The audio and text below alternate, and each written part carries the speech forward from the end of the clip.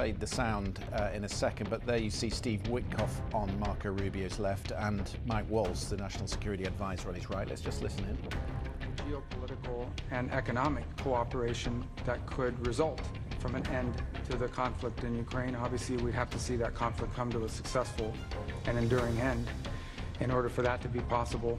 And the last thing we agreed to is that while our teams are going to be working on all of this, the four of us who were here today, 우크라이나만 쏙 빼놓은 우크라이나 종전 협상이 열리는 가운데 트럼프가 무기 지원을 계속할 것이라 밝혀서 화제입니다. 그런데 문제는 무기 지원에 대한 비용을 유럽이 대라고 한 것인데요. 사실상 자신들은 무기만 판매하고 발을 빼겠다는 것입니다. 여기서 끝이 아닙니다. 현재 미 정부가 우크라이나에 지원한 예산은 약 1,750억 달러, 한화 260조 원에 달하는데 트럼프는 우크라이나의 종전 후 720조를 갚으라고 엄포를 놓고 있습니다. 사실상 우크라이나를 영원히 미국의 경제 식민지로 삼으려는 것인데요. 이 정도면 과연 푸틴과 트럼프 중에 누가 더 우크라이나를 노린 것인지 알 수 없을 지경입니다. 그런데 미국도 나름의 사정은 있습니다. 현재 미국 정부의 부채는 한화로 무려 5경 원이 넘습니다. 민간 부분 부채도 빠르게 증가하고 있어 곧 정부 부채를 따라잡을 것이라 예견하는 전문가도 있는데요.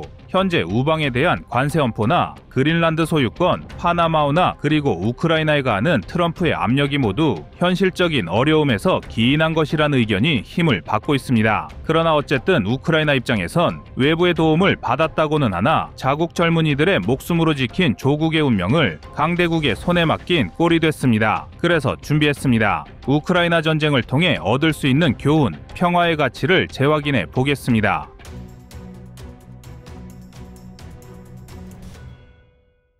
지난 17일 블룸버그 통신에선 재미있는 기사가 나왔습니다. 며칠 전 브뤼셀에서 미국 방장관이 우크라이나에 대한 무기 공급 관련 앞으로 우크라이나에 대한 지원은 워싱턴이 아닌 유럽이 제공해야 한다고 밝힌 것입니다. 그리고 이는 지금까지 미국이 지원한 전쟁 비용이 평화를 위한 것이 아닌 미래 먹거리를 위한 투자였다는 비판을 그대로 사실처럼 보이게 만들고 있습니다. 특히 지금 미국의 행동을 보면 트럼프 행정부는 당장 종전을 원한다기보다는 그냥 우크라이나를 손절하는 것에 더 큰 관심이 있어 보이는데요. 이는 부채 문제와 함께 중국도 관여되어 있습니다. 빨리 중국을 손봐주고 싶어하는 트럼프의 마음과는 반대로 러시아 우크라이나 전쟁이 길어질수록 전쟁 특수를 중국이 누리는 중이기 때문입니다. 서방이 러시아에 제재를 가하는 사이 중국은 러시아의 수출을 늘리고 있으며 반면 러시아산 원유는 싼 값에 사들이고 있습니다. 때문에 트럼프는 러시아는 나중이고 우선 중국에 집중하고자 한다는 것인데요.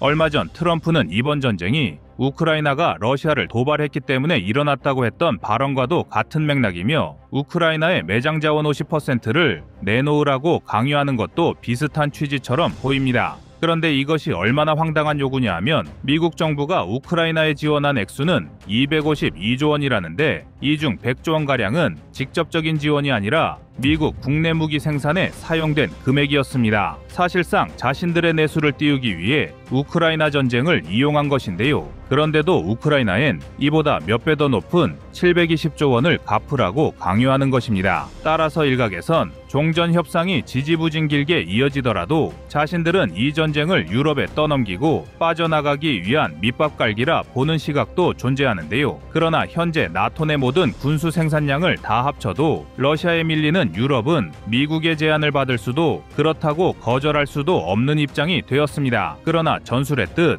미국의 입장도 이해는 갑니다. 미국의 경제 위기를 경고하는 언론은 블룸버그뿐만이 아닙니다. 영국의 군사정보 채널 제인스닷컴 역시 미국 회계감사원의 발표를 인용 미 연방의 부채 위험 가능성을 언급하고 있습니다. 미국 회계감사원 GAO는 지난 2월 5일 국가재정 건강에 대한 연례보고서를 의회에 발표했는데요. 이 보고서에서는 이대로 가다가는 미국 연방정부의 지속 가능성에 문제가 생길 것이라며 부채 문제가 단순한 경제 문제가 아닌 국가의 존속을 위협할 정도라고 지적했습니다. 현재 미국 공공부채에 대한 이자는 대략 1,300조 원 수준으로 이자가 미국의 국방 지출을 넘어선 상태입니다. 미국 민간 부채는 4경 1천억 원, 정부의 부채는 5경 881조 원입니다. 이는 2024년 회계연도가 종료될 때 계산된 부채로 2023년 기준 부채보다 2조 달러 더 늘어난 것이며 미국 GDP의 거의 100%에 해당하는 엄청난 금액입니다. 그리고 이러한 적자 규모는 앞으로도 나아질 기미가 보이질 않고 있습니다. 미국의 2024 회계연도 적자는 1조 8천억 달러가 넘었으며 적자가 1조 달러를 초과한 것은 5년 연속이라고 보고서는 언급하고 있습니다. 때문에 미국은 전쟁을 빨리 끝내고 전쟁 복구 특수라도 노리고 싶은 것인데요.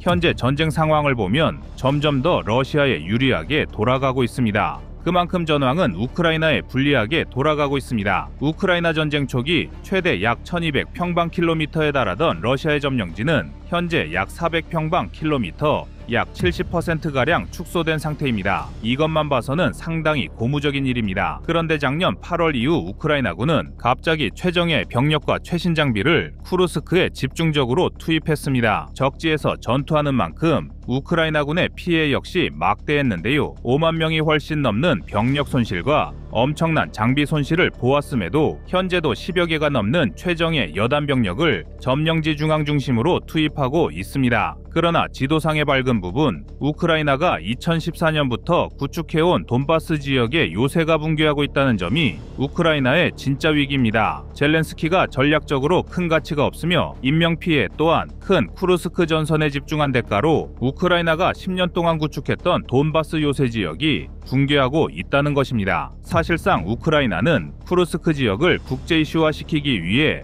무리한 작전을 펼쳤으며 북한군의 파병 또한 과장되게 부풀려 발표했다는 의혹을 사고 있습니다. 지난 일이지만 전쟁 초기화 과정 중 우크라이나 대통령의 외교 역시 미숙했던 것이 사실입니다. 물론 트럼프의 말처럼 전적으로 전쟁의 책임이 우크라이나에 있지는 않지만 충분히 피할 수 있는 전쟁이 벌어졌다는 점에서 책임을 벗어날 수 없는데요. 결과적으로 인구 4,400만의 우크라이나는 현재 2,800만으로 줄었으며 영토의 20%를 빼앗겼는데 대부분 곡창지대거나 공업지대였습니다. 대한민국으로서도 우크라이나가 안타깝지만 그들이 서방에 무기 지원을 요청하는 과정에서 무리한 요구를 했다거나 작년 가을 주일 우크라이나 대사가 일본의 비위를 맞추기 위해 야스쿠니 신사를 참배한 것 역시 큰 논란이 되었습니다. 현재 침략 전쟁의 피해국이자 이를 비판해왔던 국가가 전쟁 범죄자를 추모하기 위해 만든 시설을 참배했다는 것은 스스로 전쟁 범죄를 옹호한 것입니다. 여기에 우크라이나 정부는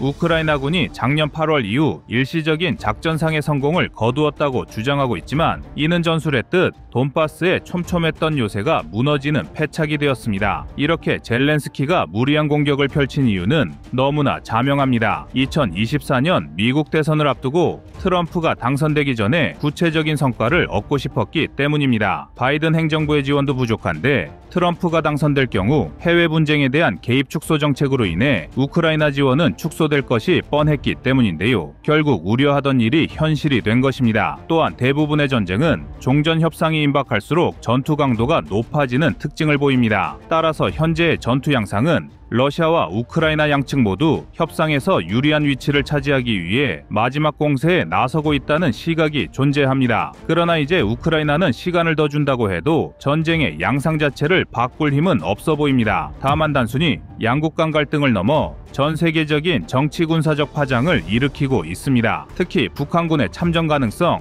미국의 정책 변화, 러시아와의 동맹 관계 등 여러 변수가 얽혀 트럼프의 전략 변화와 한반도와 동북아시아에도 중대한 영향을 미치고 있습니다. 많은 전문가들이 우크라이나가 정말 운 없게도 트럼프를 만나 더욱 커다란 국가적 재앙을 맞게 됐다며 안타까워하고 있는데요. 사실 아무리 국가 간에 공짜가 없다고 쳐도 약소국에 특히 전쟁 피해를 본 국가에 무리한 요구를 하는 경우는 없었습니다. 대한민국의 경우 6.25 전쟁에 참전했던 참전국을 위해 감사를 표하는 것 외에 별도의 경제적 보상은 하지 않았습니다. 당시 전쟁에서 유엔군 사상자는 무려 80만 명에 달했는데요. 트럼프의 주장대로 사람의 목숨을 무기의 값어치보다 높게 매겼을 경우 우크라이나의 전쟁 배상금이 700조 원이라면 대한민국은 7천조 원은 보상했어야 한다는 논리입니다. 물론 협상 초기 단계이니 금액을 과장되게 부풀렸을 것이고 우크라이나가 트럼프의 제안을 수락할 가능성도 없습니다. 그러나 우크라이나 전쟁은 단순히 유럽에만 영향을 미치는 것이 아니라 동북아의 정세에도 중대한 변화를 가져오고 있습니다. 당장 북한과 러시아의 군사적 협력은 동북아 지역에서 대한민국과 미국 그리고 일본의 동맹 전략에 큰 도전이 되고 있습니다. 북한은 러시아와의 동맹을 통해 중국과의 협상력을 높이고 자원, 경제적 지원을 극대화할 가능성이 있는데요. 한국 역시 이러한 변화 속에서 미국과의 안보 협력을 강화하되 자주적 외교 노선을 모색할 필요가 있습니다. 그러나 이러한 혼란 속에서도 협상의 가능성과 평화의 희망은 존재합니다. 특히 대한민국은 우크라이나 전쟁을 통해 평화의 가치를 재확인했는데요. 자주국방으로 나라의 힘을 키우는 것만이 평화를 지키는 유일한 길이라는 사실을 깨달았을 것입니다.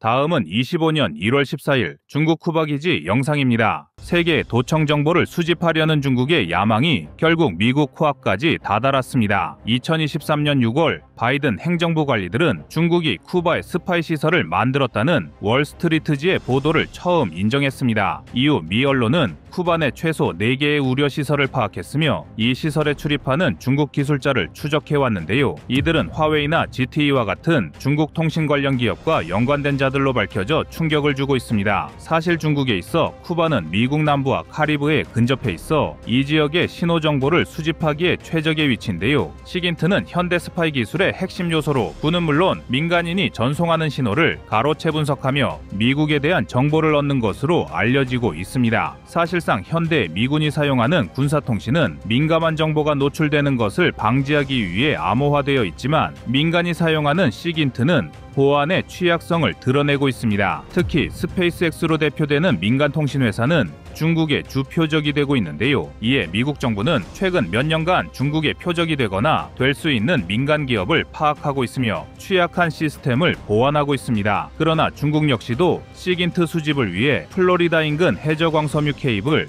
위성 네트워크, 사이버 도구와 같은 현대적 기술 외에도 과거 소련이 사용하던 무선 주파수 감청 등 스파이 기술까지 활용하고 있습니다. 중국은 쿠바의 수도 하바나와 베주칼, 칼라바자르 등 주요 도시에 최소 4개의 도감청 시설을 운영해온 것으로 드러났는데요. 심지어 베주칼에 위치한 도청단지는 과거 소련이 핵무기 보관시설까지 운영하던 장소로 악명 높던 곳입니다. 쿠바는 미국으로 들어오고 나가는 통신을 감시하려는 외국의 정보기관을 수용한 오랜 역사가 있으며 쿠바에 중국 정보기관이 있다는 소문은 수십 년 동안 계속됐는데 이는 소련 몰락 이후 쿠바와 중국이 서로의 필요에 의해 밀월 관계를 이어왔기 때문입니다. 냉전 시기에 소련은 하바나 근처의 루르드 신호정보 단지에서 가장 큰 해외 시긴트 시설을 운영했는데 이 시설은 미국 위성을 감시하고 민감한 군사 및 상업 통신을 가로채는 데 사용되었고 소련 군사 정보의 최대 75%를 제공했다고 합니다. 그러나 1991년 소련 붕괴 후 쿠바의 도청기지는 하나둘씩 문을 닫았고 컴퓨터 및 공학연구소로 전환되었습니다. 쿠바는 현재 소련 붕괴 이후 최악의 경제 위기에 처했는데요. 여기에 중국에서 건너온 코로나19 팬데믹으로 인해 쿠바의 관광 산업이 파괴되면서 더는 쿠바로 들어오는 외환은 차단되고야 말았습니다. 이 당시 미국은 해외 거주하는 쿠바인의 송금까지 차단하는 등 광범위한 제재를 이어갔는데요. 쿠바는 미국의 경제 제재와 소련이라는 정신적 지주가 사라진 자리를 메꾸기 위해 중국과 접촉하기 시작했습니다. 1990년대 중국은 쿠바에 고위급 인사를 여러 차례 보냈는데 여기엔 1999년 중국의 국방부 장관인 치하오티엔이 이끄는 군사대표단이 포함됩니다. 당시 언론 보도에 따르면 치 장관은 쿠바 내 구소련 전자 도청시설을 중국이 사용하도록 하는 계약을 체결했는데요. 이후 쿠바와 중국의 유대관계는 더욱 강화되었습니다. 쿠바는 시진핑이 방문한 최초의 남미 국가였으며 쿠바의 지도자들은 그 이후로 최소 4번 중국을 방문했습니다. 그리고 작년 4월 중국 중앙군사위원회 부위원장인 허웨이둥과 쿠바 국방부의 주요 인물인 사성장군 빅터 로호스 라모스는 중국에서 만나 두 나라의 깨지지 않는 우정을 맹세하기도 했습니다. 쿠바에 대한 중국의 재정 지원은 지속해서 증가해 왔는데요. 사실 쿠바는 외국 자본이 투자하기엔 최악의 환경으로 꼽혀온 국가임에도 중국은 2000년 이후 쿠바에 약 78억 달러, 한화 11조 5천억 원가량의 자금을 제공하고 있습니다. 그러나 중국의 자금 지원이 실질적으로 쿠바에 큰 도움이 되었다고 보는 전문가는 없습니다. 2023년 기준 쿠바 경제의 인플레이션은 30%를 넘었고 정부의 연료보조금 삭감으로 가스 가격이 400% 이상 상승하는 등 경제 위기를 겪고 있습니다. 이러한 경제 위기는 쿠바 국민이 해외로 도피하게 만드는 원인이 되고 있는데요. 중국과의 밀월 관계가 지속될수록 미국의 제재는 더욱 강력해지고 쿠바 관광 산업에 직격탄이 된 코로나19 역시 중국에서 창궐했던 전염병이었기에 사실상 오늘날 쿠바 위기의 원인은 중국이라 보는 시각도 있습니다. 또한 중국이 보내준 자금 상당 부분은 쿠바 국민을 위해 쓰인 것이 아닌 지도부의 호주머니로 들어갔기 때문에 결국 쿠바는 가난한 빈곤국으로 전락했고 2021년과 2023년 사이 전체 쿠바 인구의 10%에 달하는 100만 명 이상이 해외로 떠났습니다. 그러나 이제 쿠바와 중국의 협력 관계는 돌이킬 수 없을 정도로 긴밀해진 상태이며 이번에 드러난 도감청 시설은 빙산의 일각이라는 주장도 제기되고 있습니다. 중국은 세계에서 몇 안 되는 공산주의 국가 중 하나이며 쿠바와는 정치와 이념적으로 강력한 동질성을 지니고 있습니다. 더구나 쿠바 정부는 자국의 국민이 SNS 등 디지털 정보에 노출되면서 이들을 더 효과적으로 억압하고 사회적 통제를 유지할 수 있도록 중국의 도움을 받고 있습니다. 예를 들어 2021년 7월 발생한 반정부 시위에서 중국은 시위 현장의 통신 대역폭을 선택적으로 감청해 시위자들이 서로 소통하는 정보는 가로챈 것은 물론 진압군인들의 학대 영상이 외부로 퍼지는 것까지 막아준 것으로 밝혀졌습니다. 중국 역시 쿠바를 점점 더 필요로 하고 있습니다. 해외에서의 군사적 존재감을 확대하려는 중국의 야망은 카리브해에 있는 쿠바의 지리적 이점과 정확히 상충하고 있는데요. 2024년 초 공개된 미국 국가정보국의 기밀 자료에 의하면 중국은 쿠바의 군사시설을 건설할 계획을 세운 것으로 알려졌습니다. 또한 쿠바와 중국의 정보 공유는 시긴트 영역을 훨씬 뛰어넘어 미국을 대상으로 한 정교한 인적 정보 휴민트 네트워크 구축에까지 이르고 있습니다. 2023년 12월엔 볼리비아 주재 미국 대사이자 경력 외교부 장관인 마누엘 로샤가 간첩 혐의로 체포되기도 했는데요. 로샤는 미국의 외교 공무원으로 15년 동안 근무하면서 쿠바를 포함한 서방구에 대한 워싱턴의 외교 정책을 형성하는 데 중요한 역할을 해왔던 스파이였으며 2001년엔 미국 방정보국의 쿠바 분석가 아나 몬테스도 간첩 혐의로 체포되었습니다. 종합적으로 볼 때 쿠바에서 중국의 경제적, 정치적 영향력이 커지면서 중국의 군대와 정보기관은 계속 쿠바에 진출하고 있는 것인데요. 중국에 있어 쿠바는 미국과 가깝고 카리브해 중심부에 위치한 전략적 요충지입니다. 쿠바 입장에서도 중국과의 협력은 생존을 위한 불가피한 선택이었습니다. 비록 중국이 쿠바의 병과 약을 동시에 주었다고는 하지만 경제적으로 고립된 쿠바는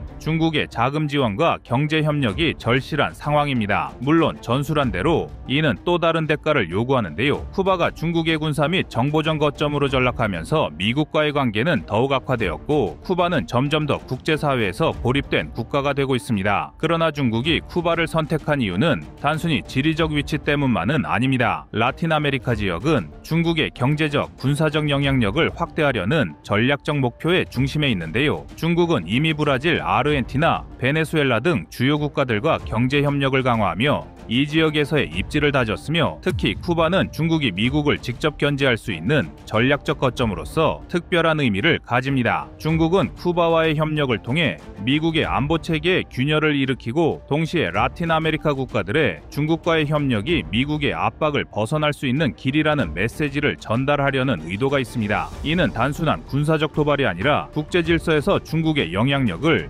미국과 대등하게 만들겠다는 장기적인 전략의 일환으로 볼 수 있는데요. 이러한 상황에서 한국은 미국과 중국 간의 갈등이 쿠바에서 새로운 형태로 전개되는 상황을 면밀히 주시할 필요가 있습니다. 이제 중국과 미국의 쿠바를 둘러싼 갈등은 단순히 지역적 문제가 아니라 글로벌 패권 경쟁의 한 축으로 자리 잡고 있는데요. 국제사회에서의 정보전과 군사적 갈등이 우리의 안보에 미칠 파급 효과를 분석하고 이를 국익에 어떻게 활용할지 고민해야 할 텐데요. 한국은 이러한 상황 속에서 전략적 중립성을 유지하면서도 국익을 극대화할 수 있는 방향으로 나아가야 할 것입니다. 쿠바에서 벌어지고 있는 정보전은 단순했던 냉전 시대의 수준이 아닌 미래의 디지털 전쟁으로 향하는 서막이 되고 있는데요. 이에 대한 대비는 선택이 아니라 생존을 위한 문제로 다가오고 있습니다. 이상 꺼리튜브의 두 번째 미션이었습니다.